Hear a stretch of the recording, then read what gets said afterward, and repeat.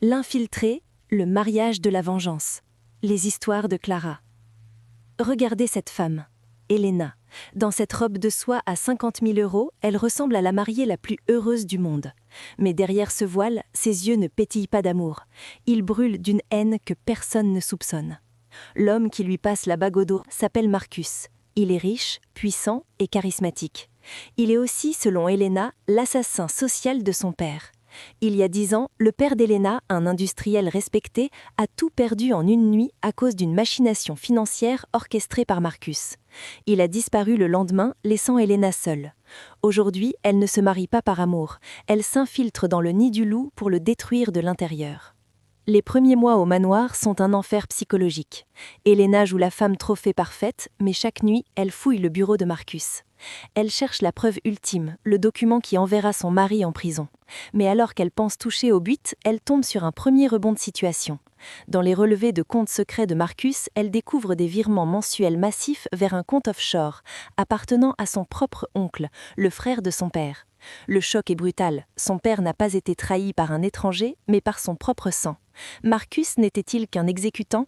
Elena commence à observer Marcus différemment. Il n'est pas le monstre froid qu'elle imaginait. Elle le voit aider des orphelinats en secret, protéger ses employés. Le doute s'insinue. Un soir, lors d'un orage violent, elle trouve enfin le coffre caché derrière le portrait de famille. Elle force la serrure, le cœur battant. À l'intérieur, pas de preuve de crime, mais des lettres. Des lettres de son père, datées de l'année dernière. Son père est vivant, et dans ces lettres, il remercie Marcus de l'avoir, sorti du jeu, avant que la mafia ne s'en prenne à sa fille. La vérité éclate lors du gala annuel de la fondation. Elena confronte Marcus dans le jardin d'hiver. Elle sort les lettres. Marcus ne semble pas surpris. Il pose son verre et murmure. « Elena, je savais qui tu étais dès le premier jour où tu m'as approché.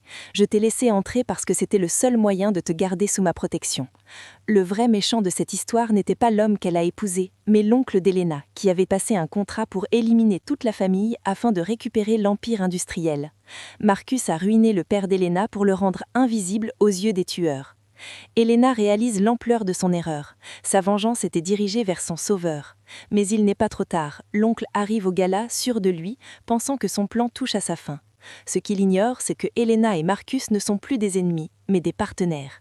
Le pacte est scellé. La vidéo se termine sur Elena et Marcus marchant côte à côte vers l'oncle avec un sourire qui annonce une chute brutale. On ne venge pas l'honneur par la haine, mais par la vérité. Et la vérité, elle, ne fait jamais de quartier.